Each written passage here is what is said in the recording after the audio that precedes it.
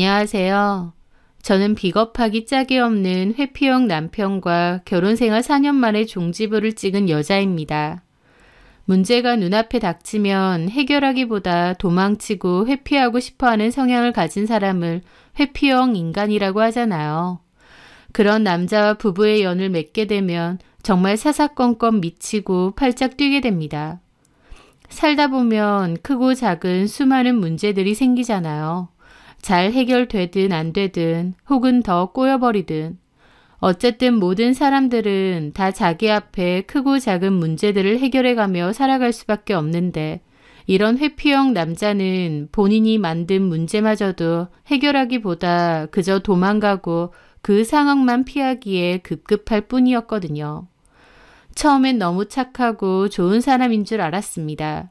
싸움을 잘 만들지 않고 뭐든지 다 저를 맞춰주고 이해해주려고 노력하는 사람인 줄 알았어요. 오히려 포용력이 크고 여유가 많은 사람이라고까지 생각했죠. 돌이켜보면 그냥 싸움이나 갈등 자체가 싫어서 적당히 저에게 맞춰주고 져준 것뿐이었지만요.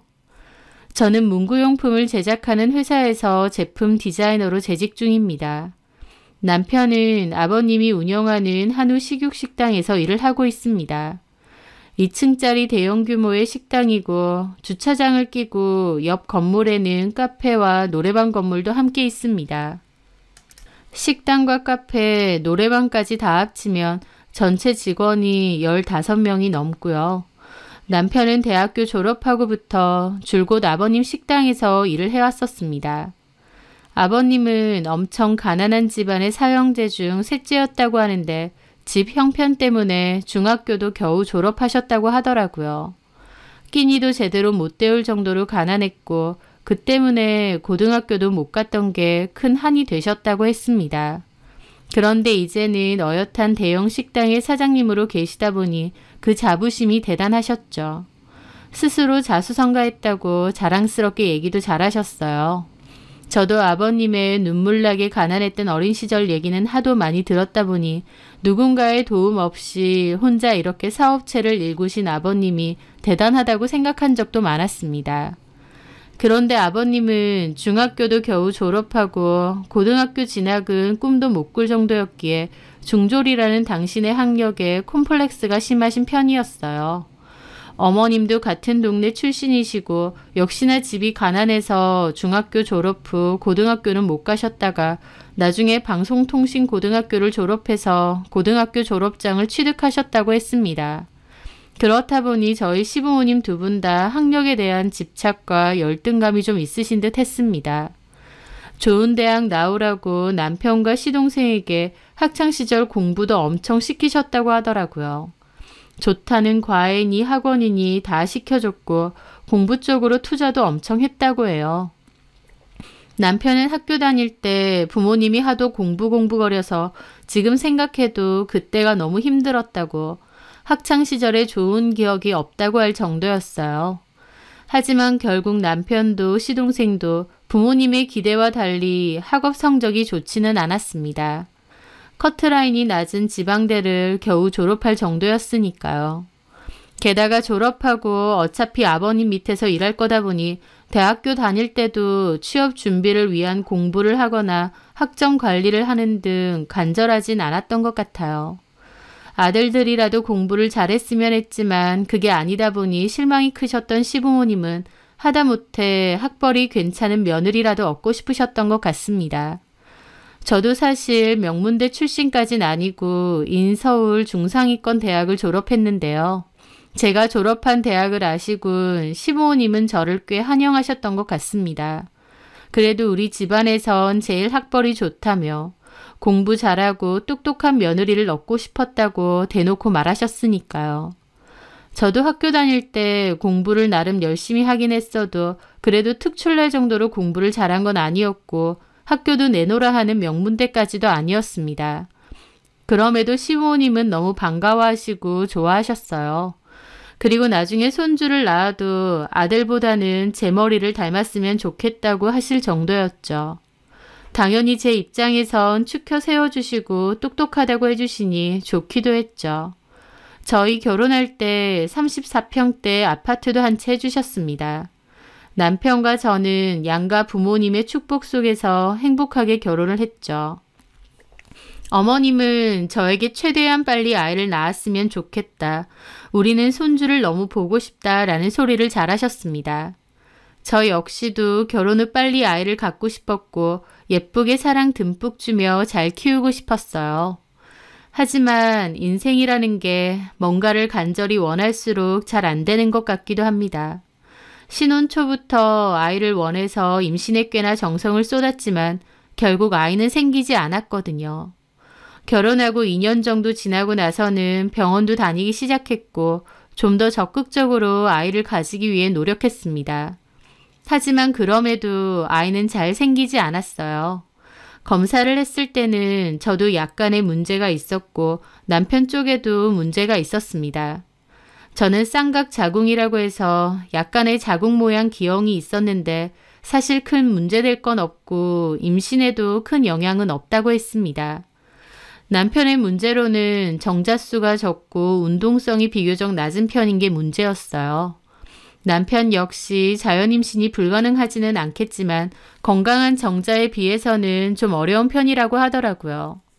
그러니까 저와 남편 둘 다 문제가 있긴 한데 굳이 따지자면 저보다는 남편의 문제가 난임의 더 큰 원인이었습니다.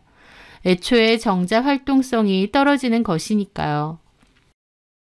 하지만 남편은 굳이 시험관까지 해서 아이를 갖고 싶지는 않다고 했습니다.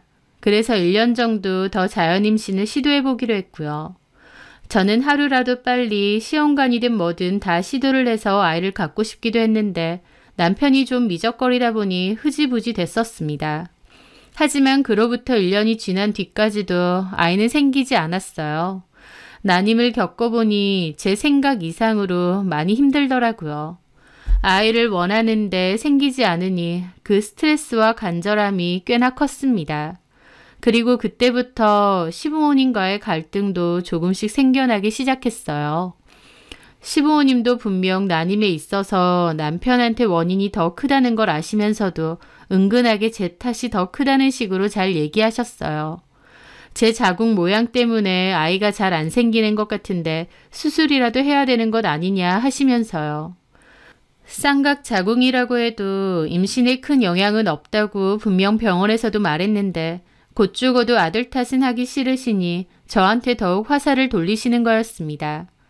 처음엔 학교 좋은 데 나왔다고 저를 예뻐하셨던 시부모님이지만 아이가 안 생기면서부터 슬슬 갈등이 일어나기 시작했어요. 그런 일들로 저도 스트레스가 쌓여갔고 남편하고도 자주 부딪히게 되었습니다. 어머님, 아버님이 자꾸 임신 가지고 나를 힘들게 하는데 당신이라도 좀 나서서 어떻게 해보라고 하면 남편은 도리어 자기가 뭘 어쩌냐는 식입니다. 제가 그럼 적극적으로 시험관을 하든 뭘 하든 임신이 되게끔 같이 노력해 보자고도 하는데 그런 일에 대해서는 또 미적미적거렸어요. 매사 적극적인 부분이 없고 하는 둥 마는 둥 하는 태도를 잘 보이니 저로서는 너무 답답했죠. 그렇게 남편과 제 사이는 결혼 4년도 안 돼서 소원해지기 시작했습니다. 서로 대화를 할 때 삐그덕거리기 시작했고 자잘한 다툼이 많이 생기기 시작했어요. 남편과 제 사이에 갈등이 생겨나고 있다는 걸 알면서도 아이만 생기면 다 해결될 거라고 믿고 있었습니다. 아이가 생기면 시부모님이 저를 닥달하실 일도 없을 거고 그럼 저와 남편이 부딪힐 일도 별로 없을 거고 자연스럽게 모든 게 좋아지지 않을까 생각했으니까요. 그러던 어느 날이었습니다. 금요일 저녁에 시부모님이 가게에 와서 식사를 하자고 하셨어요. 저도 알겠다며 회사 마치자마자 시부모님 가게로 바로 갔죠. 시부모님 가게에는 오래 일하신 분들이 많으신데요. 저도 시부모님 가게에 종종 가기 때문에 바쁘면 가서 일손도 좀 도울 때도 있고 직원분들하고 이런저런 얘기를 나눌 때도 있습니다. 그날은 딱히 일손 도울 건 없고 식사나 하자고 부르신 거였지만요. 자리에 앉으니 어머님이 고기를 들고 오셨습니다. 저는 제가 굽겠다고 하고 열심히 고기를 굽고 있는데 가만히 저를 지켜보던 어머님이 또 그러시더라고요. 이번 달도 소식 없지? 임신 얘기였습니다. 임신 얘기만 나오면 저도 모르게 위축이 되더라고요. 네. 아무리 생각해봐도 그 자궁기형 그거 수술할 순 없니? 그것 때문에 임신이 어려운 거잖아. 그리고 내가 들어보니 애가 져도 유산도 잘 된다던데. 하면서 또 그 얘기를 하시는 겁니다. 저 같은 여자들 많고 임신하는데 크게 문제 없다고 했어요. 근데 왜 안 생기냐고. 정호 씨 정자 활동성이 좀 낮기도 하고. 너 왜 자꾸 정호 얘기를 해? 그때 병원에서 하는 말로 요즘 남자들 되게 그렇다던데. 정호만 유별나게 문제 있는 것도 아니라더만.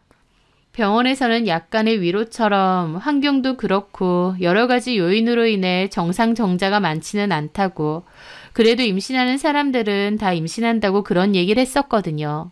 어머님은 곧 죽어도 자기 아들한테 문제 있는 건 아니라면서 저만 걸고 넘어지는 겁니다. 듣던 저도 기분 안 좋더라고요. 아이가 안 생겨서 가장 스트레스 받고 힘든 것도 저인데 말이죠. 저는 그냥 아무 말 안 하고 고기만 구웠습니다. 아휴, 내가 뭘 큰 걸 바라는 것도 아니고 남들 다 생기는 애가 왜 안 생기는 거야. 이럴 줄 알았으면. 하면서 저를 힐끗 보시던데 너무 기분이 상했습니다. 어머님은 이럴 줄 알았으면 하고 말끝을 흐리셨지만, 이럴 줄 알았으면 너랑 결혼 안 시키는 건데 그 말을 하고 싶은 거잖아요. 저야말로 이렇게 임신 문제로 사람 피말리고 닥달할 줄 알았으면 결혼에 대해선 다시 생각해 봤을 텐데요. 제 주변에선 저보고 돈 많은 시댁으로 시집간다고 부럽다는 소리도 많았고 처음엔 저도 그런 게 좋았습니다. 저희한테 바로 번듯한 신혼집을 사주시기도 했고요. 그런 건 다 감사하지만 임신이라는 게 제 뜻대로 되는 것도 아닌데 너무 압박을 주시더라고요. 저는 착잡한 기분으로 고기만 열심히 굽고 있는데 그 순간 누군가 아는 척을 하는 겁니다. 혜림아, 혜림이 맞지? 저는 고개를 돌려보니 어떤 여자가 저한테 아는 체를 하더라고요. 처음에는 한 번에 못 알아봤습니다. 뭔가 낯은 익은데 누구지? 라는 생각이 먼저 떠올랐죠. 나 기억 안 나? 현주야, 하현주. 이름을 듣는 순간 기억이 나더라고요. 고등학교 때 같은 반 친구였거든요. 엄청 친한 편은 아니었지만 그래도 인사도 하고 대화도 한 번씩 했던 사이긴 했습니다. 반가워. 오랜만이다. 순간 못 알아봤어. 나는 너 한 번에 알아봤는데 너는 고등학교 때랑 그대로다. 그래, 너는 너무 예뻐졌다. 고마워. 고등학교 졸업하고 보는 거니까 진짜 오랜만이다. 한 10년 됐다. 그치? 그렇지. 너 그때 전화까지 안 왔니? 맞아. 그건 기억하니? 그럼 기억하지. 저는 현주 얼굴이 기억나자마자 학기 도중에 전학을 갔던 것도 기억이 났습니다. 어쨌든 우연히 만난 현주는 저를 몹시 반가워하더라고요. 식사하고 가는 거야? 너는 식사하러 온 거? 가족분들이셔? 우리 시부모님이시고 여기는 우리 남편. 제 소개의 현주는 웃으며 인사를 했습니다. 안녕하세요. 저 혜림이 고등학교 친구예요. 안녕하세요. 근데 이분은 이 가게 사장님 아니신가? 현주는 저희 가게에 몇 번 왔던지 남편을 대강 알아보는 것 같더라고요. 맞아. 여기 우리 시부모님이랑 남편이 운영하는 가게야. 어머, 이 가게가? 그렇구나. 여기 되게 맛집이잖아. 크고 손님도 많고. 혜림이 너 시집 잘 갔구나? 그 말에 저는 그냥 멋쩍게 웃었죠. 가게 밖에서는 현주의 일행들인 여자 4명이 현주를 기다리고 있었습니다. 밖에서 기다리는 것 같은데 회사 동료들인가 봐. 그 말에 현주가 갑자기 웃으면서 그러더라고요. 회사 동료들이 아니고 대학원 동기들. 대학원? 나 박사학위 준비하고 있거든. 내 대학원 동기들이야. 같이 밥 먹으러 왔어. 어머, 그래? 현주의 말에 저희 시부모님도 놀라시더라고요. 어머, 그렇구나. 어느 학교예요? 현주가 학교 이름을 말하자 어머님, 아버님도 놀라시더라고요. 세상에, 공부 진짜 잘했나 보다. 그 좋은 학교에서 박사학위 준비? 석사 끝내고 이제 막 시작이에요. 교수 목표로 하고 있거든요. 어머, 그렇구나. 세상에, 우리 며느리 친구가 엄청 수재였네. 아, 아닙니다. 현주는 쑥스럽다는 듯 손사래를 치더라고요. 저는 현주의 말이 좀 의아하게 들리기도 했습니다. 제가 현주랑 엄청 친한 건 아니었지만 제가 아는 현주는 고등학교 때 그렇게 공부를 잘하지 않았다고 기억하거든요. 아니, 오히려 못하는 축에 속했었습니다. 그런데 전학 가고 나서 마음 잡고 공부를 했던 건지 그 좋은 명문대에서 대학원 박사과정을 밟고 있다고 하더라고요. 저도 꽤나 놀랐죠. 나는 동기들이 기다리고 있어서 가봐야겠다. 그럼 얼른 가봐. 우리 다음에 또 보자. 연락처 줄 수 있지? 저는 현주에게 연락처를 찍어주었습니다. 현주는 저희 시부모님과 남편에게도 인사를 하고는 서둘러 밖으로 나가더라고요. 고등학교 때 이후로 우연히 만난 것도 신기한데 뜻밖의 현주 근황을 들으니 더 놀랍기도 했죠. 현주가 가고 나서 어머님은 아버님에게 현주 얘기를 막 하시더라고요. 세상에, 박사 학위를 준비한대요. 사람이 딱 봐도 똘똘하고 야무져 보이는 게 눈에 총기가 다르더라고. 그러게, 혜림이 너는 저 친구랑 친했냐? 엄청 친했던 건 아니고 그냥 같은 반 친구였어요. 그때도 공부 잘했어? 제 기억에 공부는 그닥. 얘는 공부 그닥인 애가 그 좋은 대학을 어떻게 들어가니? 네 기억이 잘못된 거겠지. 아휴, 하여튼 멋있다. 세련돼 보이고. 그러게. 어머님, 아버님은 현주가 몹시 마음에 드신 듯 했습니다. 가뜩이나 학벌에 대한 콤플렉스가 심하신 분들이기에 명문대 대학원을 다니고 있다는 현주가 너무 좋아 보이셨겠죠. 물론 고등학교 때의 현주를 알던 저는 좀 의아하긴 했지만요. 어쨌든 그날의 만남은 그냥 그렇게 잊혀졌습니다. 예의상 서로 연락처를 주고받긴 했지만 구태여 연락을 따로 한 적은 없었고요. 그런데 그로부터 몇 달이 지났을 때였습니다. 저는 퇴근 후에 감기 몸살 기운 때문에 병원에 들렀을 때였습니다. 처방전을 받아서 약국에 갔을 때인데 마침 약국에 아는 얼굴이 있더라고요. 저희 시부모님 가게에서 일하시는 이모님이셨죠. 어머, 안녕하세요. 어머나, 이게 누구야? 작은 사모님이네. 그 이모님은 저에게 작은 사모님이라고 잘 부르시거든요. 여기서 다 뵙네요. 어쩐 일이세요? 나 허리하고 손목이 안 좋아서 여기 3층에 정형외과 왔거든요. 아, 그러셨구나. 많이 안 좋으세요? 일하다 보면 그렇죠 뭐. 작은 사모님은? 저는 감기 몸살 때문에 내과 왔다가. 그래요? 근데 여기 환자 많아가지고 꽤 오래 기다려야 될 것 같아. 그렇네요. 그렇게 저는 이모님 옆에 잠시 앉아 있었습니다. 그런데 이모님이 계속 저를 힐끗힐끗 하시더라고요. 무슨 할 말이라도 있으신 것처럼요. 왜 그러세요? 무슨 하실 말씀 있으세요? 아니요, 아무것도. 오늘은 휴무신 거예요? 그렇죠. 작은 사모님은 퇴근? 네. 그러다가 이모님의 약이 먼저 나왔습니다. 저기, 나는 먼저 가볼게요. 네, 조심히 들어가세요. 그렇게 이모님은 잠깐 머뭇거리다가 가셨습니다. 저도 기다렸다가 제 약을 받아서 약국을 나섰죠. 그런데 저기 작은 사모님, 약국 앞에서 고개를 돌렸는데 이모님이 가지도 않으시고 그 앞에 서 계셨던 거예요. 어머, 안 가셨어요? 저기 내가 가는 길에 아무리 생각해도 이건 모른 척하는 건 좀 아닌 것 같아서 다시 돌아왔어요. 내가 그래도 작은 사모님이랑 얼굴 본 지가 몇 년인데 내 일 아니라고 모른 척하는 게 내 양심상 좀 그래. 라면서 곤란한 얼굴로 말을 하셨습니다. 저도 어리둥절하더라고요. 무슨 일이신데요? 저기 작은 사장님 말이에요. 새댁 남편. 네, 조금 단속을 해야겠던데. 단속이요? 그게 무슨...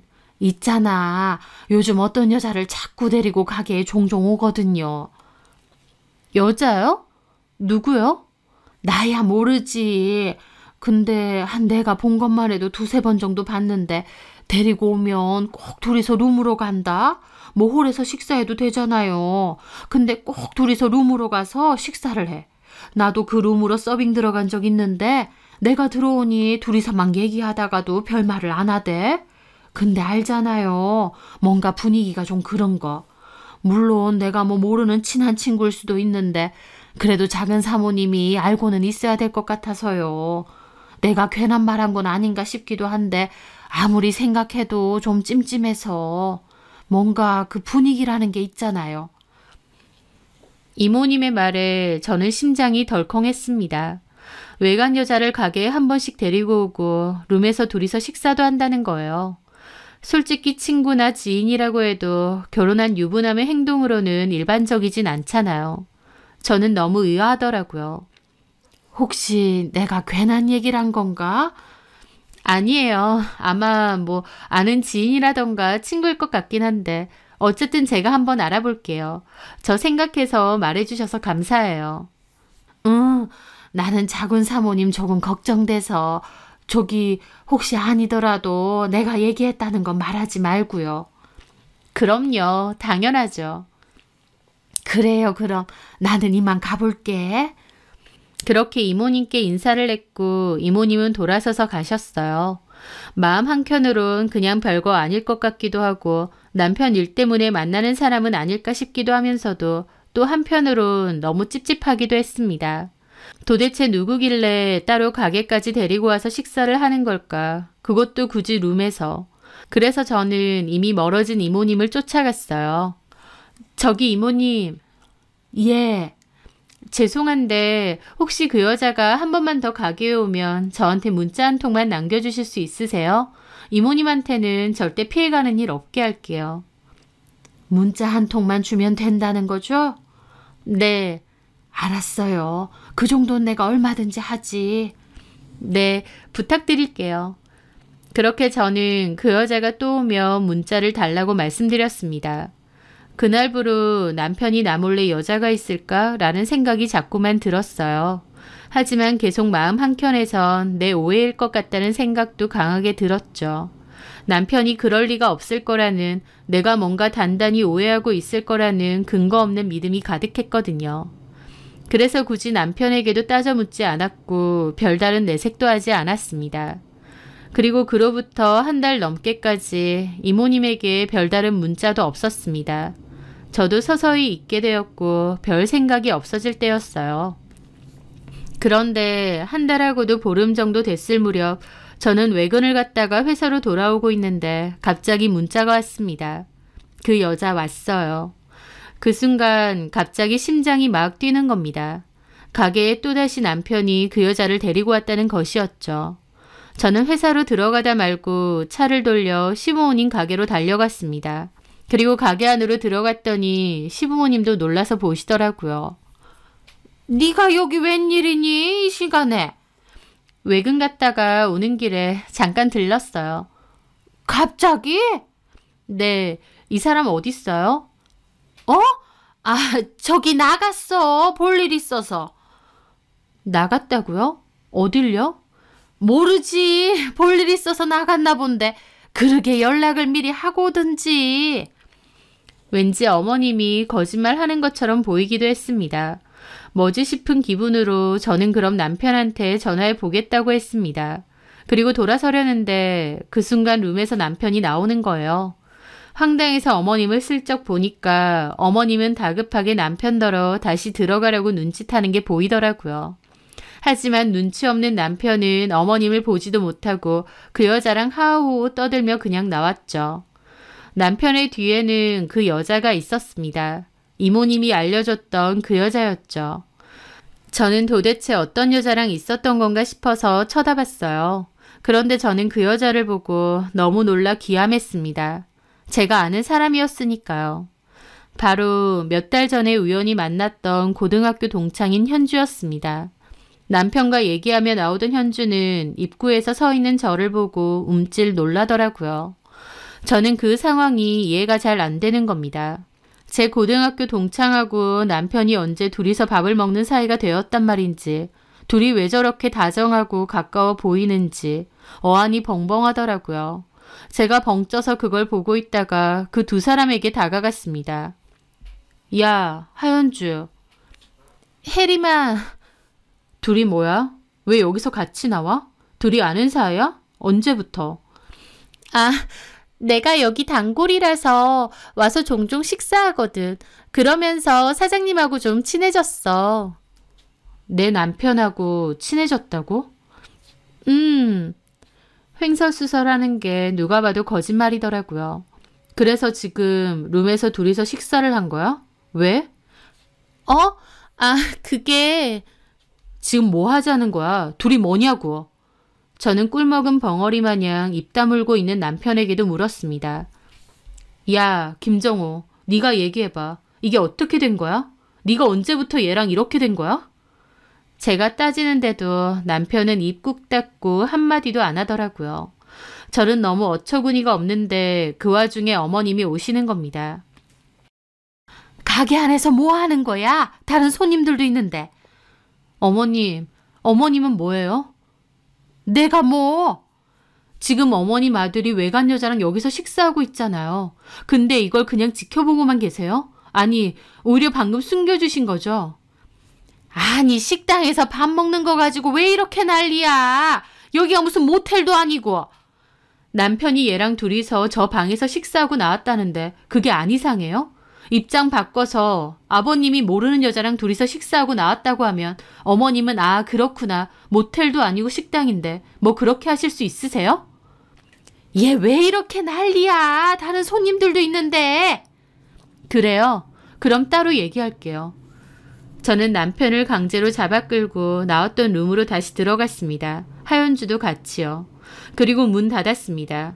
그랬더니 어머님도 따라 들어오시더라고요. 너 지금 뭐 하는 짓이야? 그건 저한테 물으실 게 아니고 어머님 아들한테 물으셔야죠. 야, 김정호, 너 입 없어? 얘기 좀 해봐. 네가 얘랑 어떻게 하는 사이고 왜 둘이서 이러고 있느냐고. 뭐라도 말을 해야 될 거 아니야. 얘 좀 봐라. 어머님은 제발 좀 빠지세요. 뭐? 누구더러 빠지라 말아야?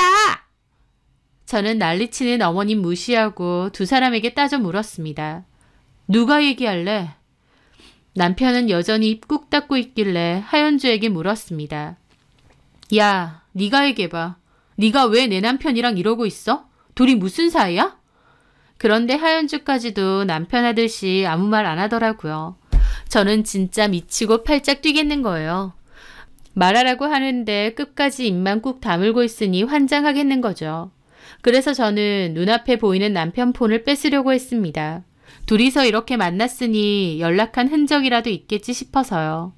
그런데 남편은 제가 갑자기 폰을 뺏으려고 하니 폰 안 뺏기려고 버티는 거예요. 그러면서 저랑 실랑이가 일어났어요. 어머님도 일방적으로 저한테 그만하라고 말리시고요. 저는 악착같이 남편 폰을 뺏으려고 했죠. 어디 봐. 말을 안 하니 내가 눈으로 직접 확인해 봐야겠어. 아, 그만 좀 하라니까. 왜 이래? 하면서 남편이 저를 확 떠밀었고 저는 그 바람에 넘어지면서 테이블에 머리를 찧었습니다. 순간 눈앞에서 별이 번쩍 하더라고요. 머리가 아픈 것도 아픈 건데 남편이 나를 떠밀었다는 생각에 기가 막혔습니다. 지금 나 밀었어? 아, 그러게 남의 폰을 왜 뺐는데? 이게 어떻게 된 건지 변명이라도 해야 될 거 아니야. 입 꾹 다물고 있으면 그만이야? 저는 다시 남편에게 달려들었고 이번엔 어머님이 저를 확 떼어놓으시더라고요. 아우, 그만 좀 해라. 얘가 왜 이렇게 무식하게. 어머니. 야, 됐다. 그냥 이렇게 된 김에 다 말해버려. 무슨 말요? 얘 정호야. 그냥 얘기해. 어차피 언젠가 얘기하려고 했잖아. 그 말에 남편은 여전히 말을 안 했고 결국 어머님이 말하셨습니다. 너 정호랑 그만 살아라. 갈라서. 네?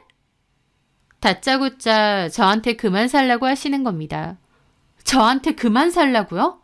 그래, 그만 살라고. 왜요?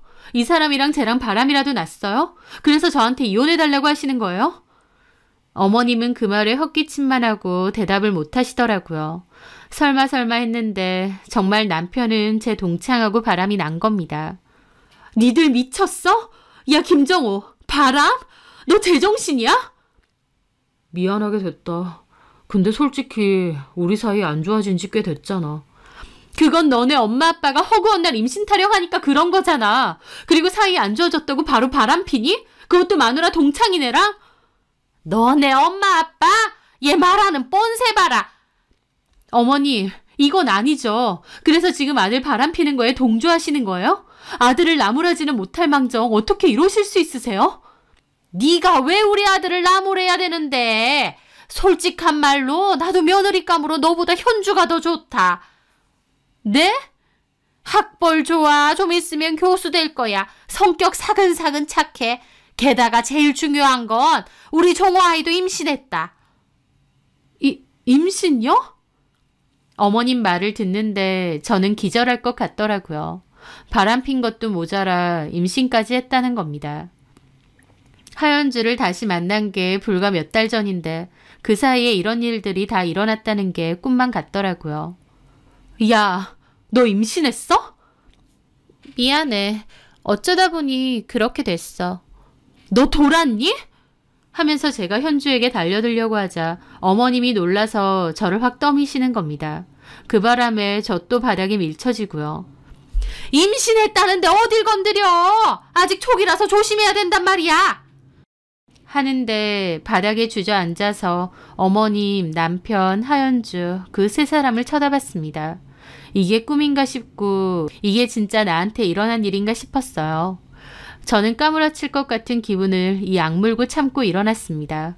뭔가 머리 뒤통수가 불편해서 만져보니 아까 테이블에 부딪혔을 때 찢어졌는지 피까지 나더라고요.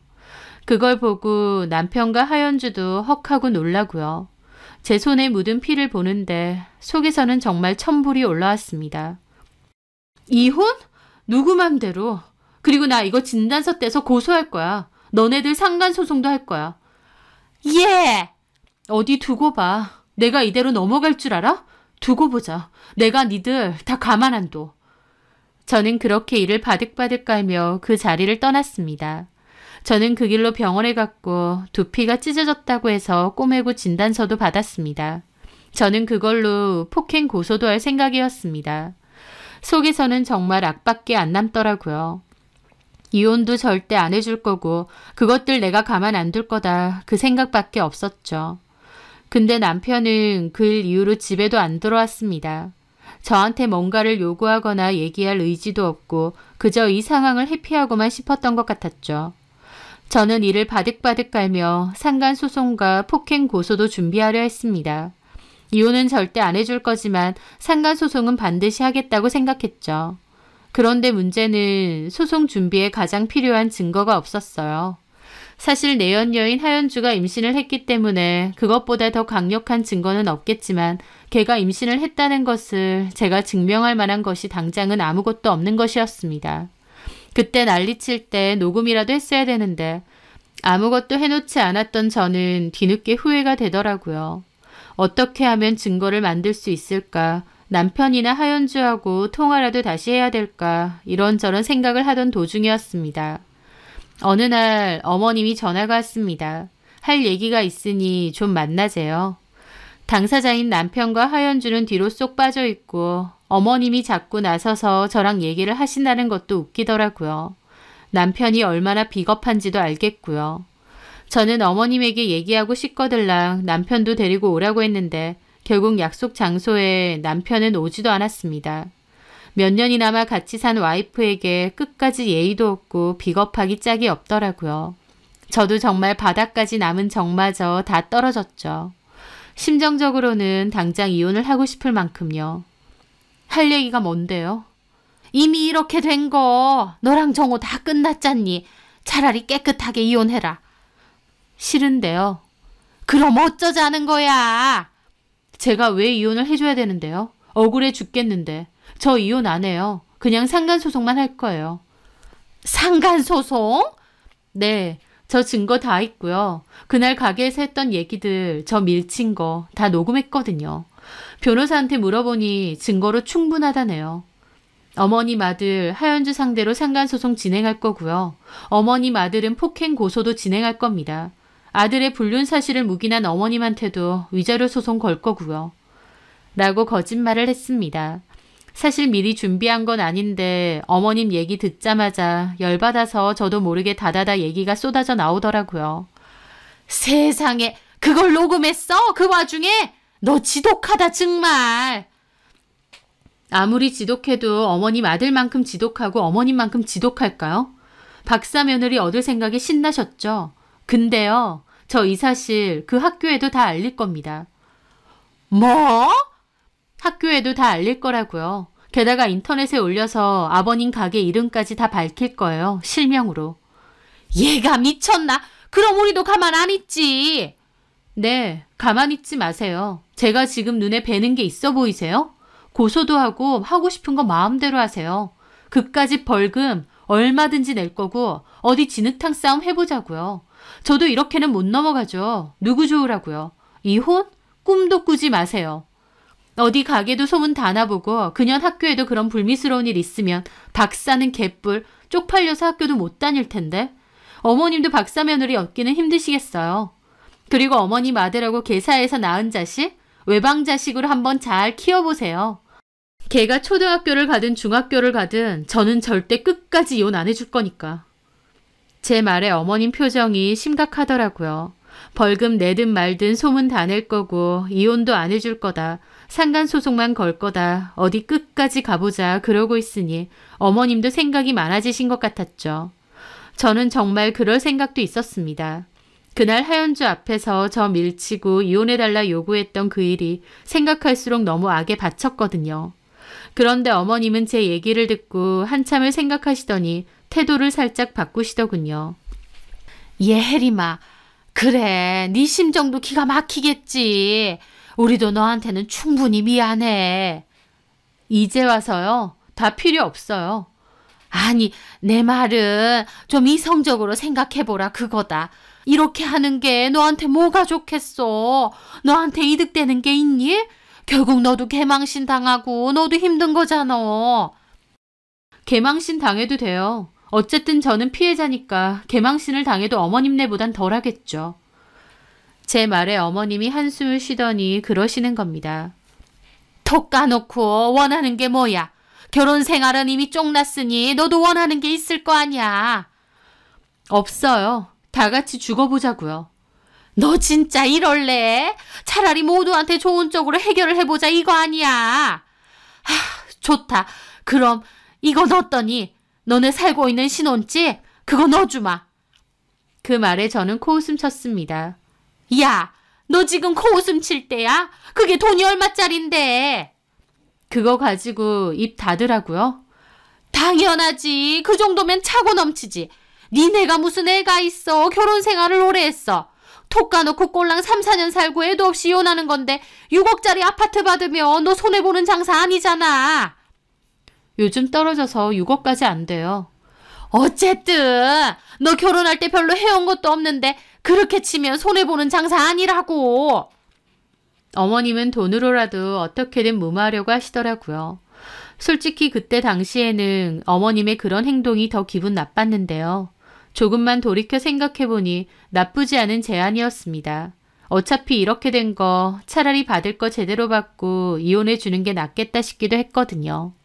이미 정 다 떨어졌고 절대 예전으로 돌아갈 수 없는데 그렇게 치면 차라리 계산 똑바로 해서 받을 거 받고 쪽내는 게 저한테 더 나은 선택이니까요. 제가 아무 말도 안 하고 있자 어머님은 잘 생각하라고 하시더군요. 조용히 협의 이혼해주고 상간 소송이니 폭행 고소니 아무것도 걸지 않겠다는 조건으로요. 게다가 더불어 나중에라도 학교든 가게든 소문내지 않겠다. 조용히 갈라서 주겠다 약속하면 그 아파트 바로 넘겨주신답니다. 만약 저도 그렇게 안 하면 결국 자기들도 변호사 빵빵하게 사서 대응할 거라고요. 저는 일단 생각해 보겠다고 하고 그 자리는 떠났어요. 하지만 조금만 생각해봐도 사실 그 편이 저에게도 나쁘지 않은 딜이었습니다.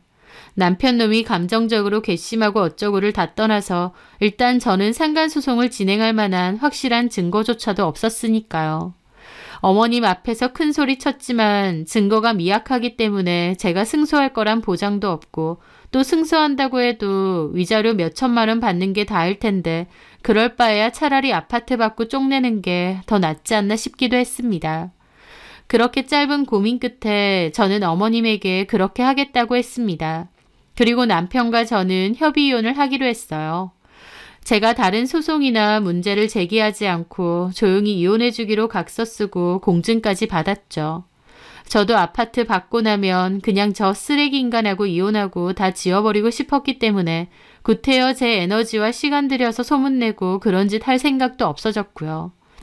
남편은 뒤에 꽁꽁 숨어 있었기에 어머님하고 주로 얘기를 해서 진행을 하게 되었습니다. 그것마저도 참 기분 더럽더라고요. 적은 나이도 아니구만 자기 엄마 뒤에 숨어있는 꼴 좀 봐라 싶고요. 그래서 한편으론 저런 인간은 내가 사양이다 생각하며 차라리 이혼하는 게 잘된 거다 생각하기도 했습니다.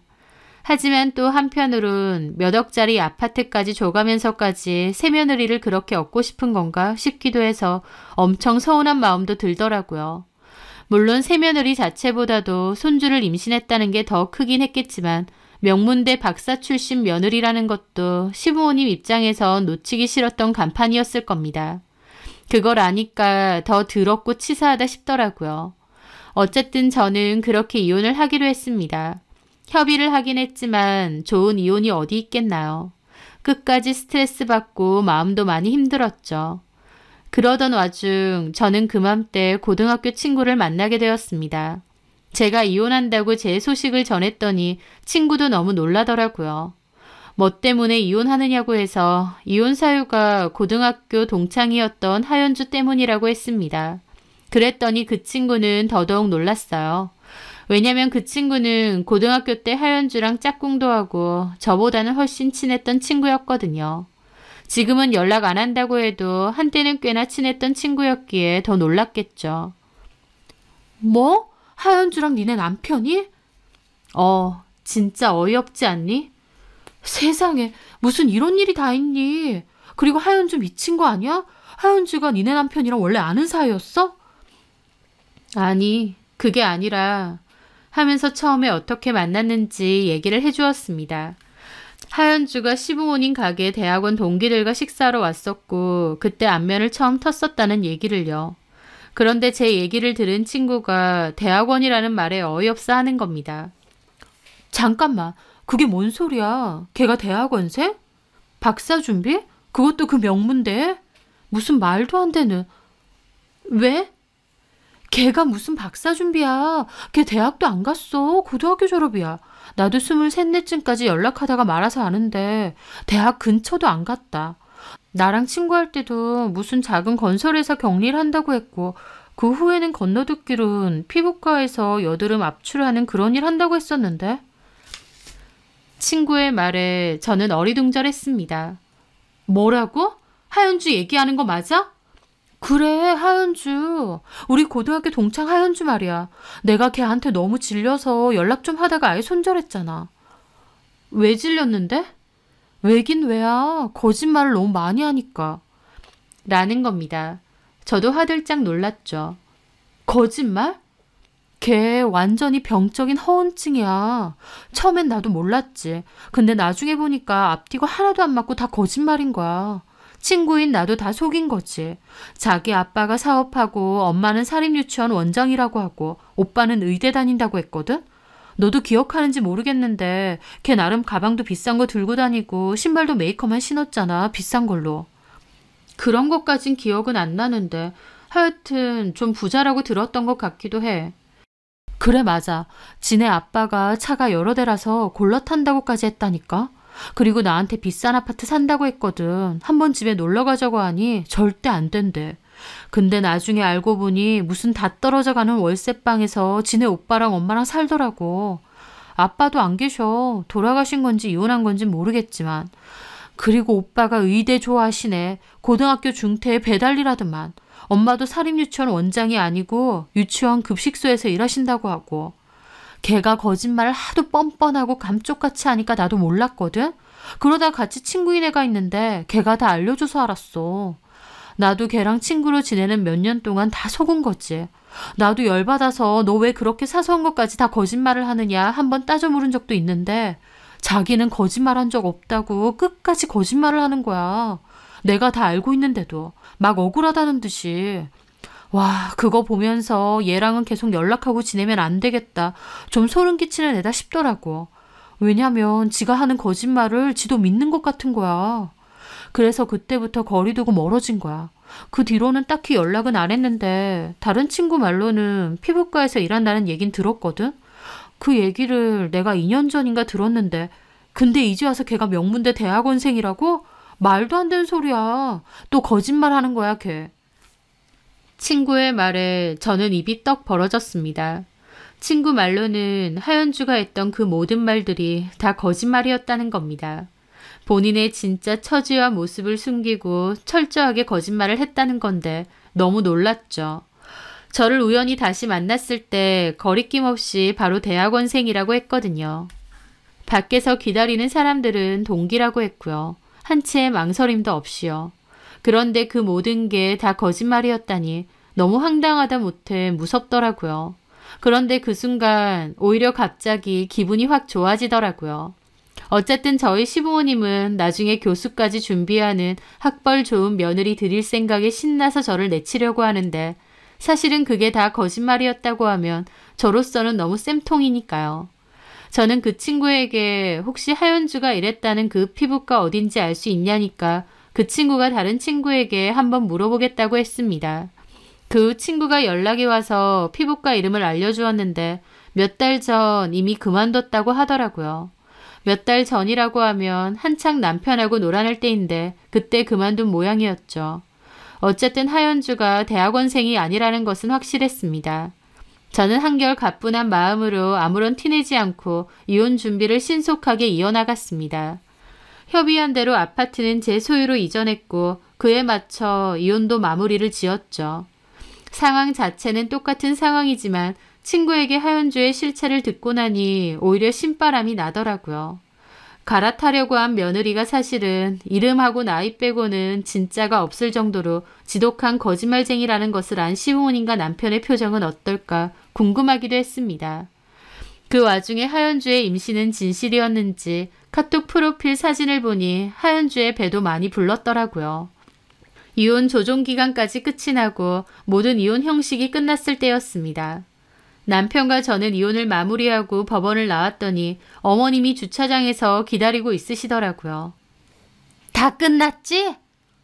예. 그래, 그만 가자. 그리고는 저를 보시더라고요. 어쨌든 너도 잘 지내라. 다시 볼 일이 있을지 모르겠다만. 그럼 우린 먼저 가마. 라고 마지막 인사를 하시길래 저도 마지막 인사를 했습니다. 네, 어머님도 예쁜 손주랑 새며느리랑 행복하게 잘 지내세요. 저는 좋게 얘기했는데도 어머님 표정은 영 떨떠름 하더라고요. 참, 혹시나 싶어서 말하는데 약속 안 지켰다가 우리도 가만 안 있는다. 뒤에서 딴 말하지 마라. 우린 너한테 줄 거 다 준 거니까. 그럼요. 저는 했던 말은 지켜요. 그렇게 어머님과 남편이 가려고 하길래 제가 그랬습니다. 참, 어머님. 그 말에 어머님이 저를 쳐다보셨습니다.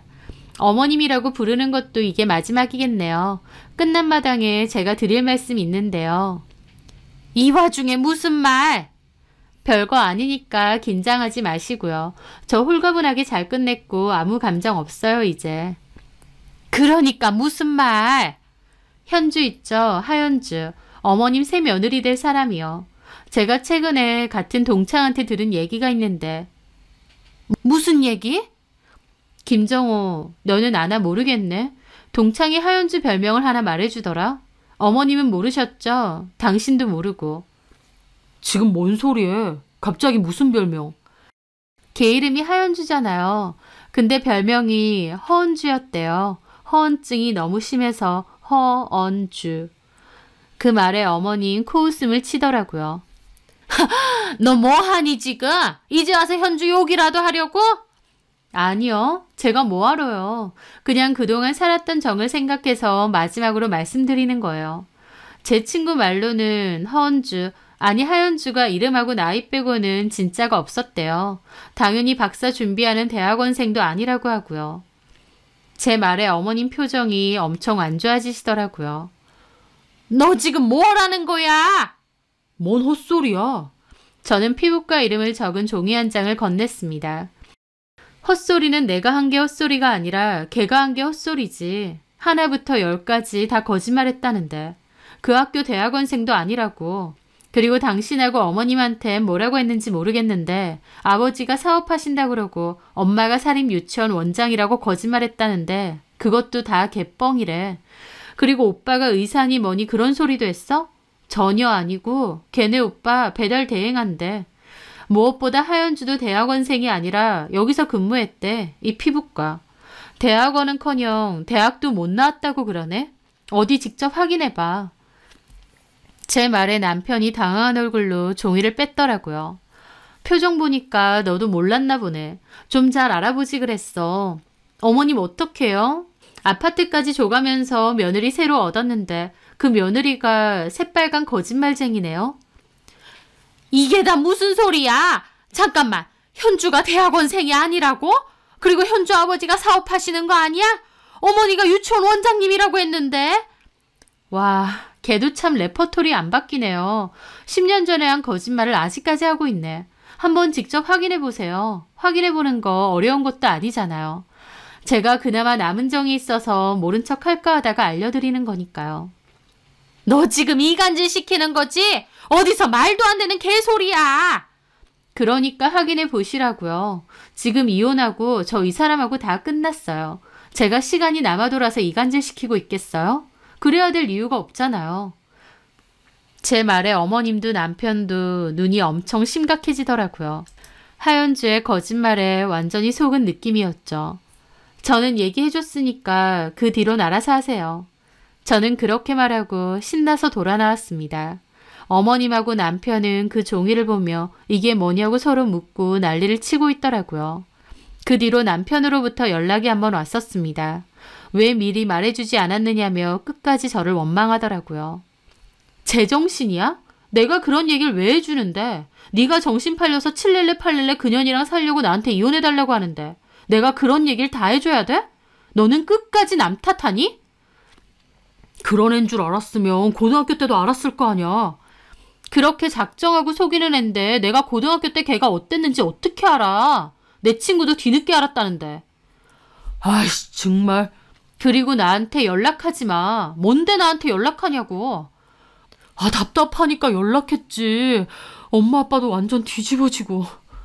하면서 약간 흐느끼는 소리까지 들리길래 제가 물었습니다. 다 확인해 봤어? 다 거짓말 맞지? 그래. 속 시원하냐? 와씨. 내가 학교도 여러 번 데려다 줬는데. 어쨌든 니애 임신한 건 맞잖아. 그걸 어떻게 알아? 입만 열면 다 거짓말이는데. 애 낳고 나면 친자검사 하기로 했어. 참나. 아주 시트콤이 따로 없네. 너는 무슨 그런 애랑 동창이야? 그 말에 저도 완전 꼭지 돌아서 따졌습니다. 야, 김정호. 너 내가 지금 욕하고 싶은 거 참는 줄이나 알아. 엄마 뒤에 숨어서 찌질하게 굴어서 내가 너한테 제대로 따지지도 못했는데 와이프 동창이랑 바람난 주제에 어디서 큰 소리야. 진짜 똥이 들어오니까 내가 피한 거지. 야, 너야말로 인생 그따위로 살지 마. 그리고 너한테는 하연주가 딱 어울려. 그 난리 부르스를 쳤으면 그냥 그 애 낳고 같이 살아. 둘이 완전 잘 어울리니까.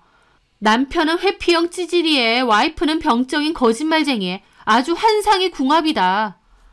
뭐가 어째? 너 앞으로 나한테 한 번만 더 전화해. 그러면 그 각서고 뭐고 다 터트릴 줄 알아. 그리고 저는 전화 끊었습니다.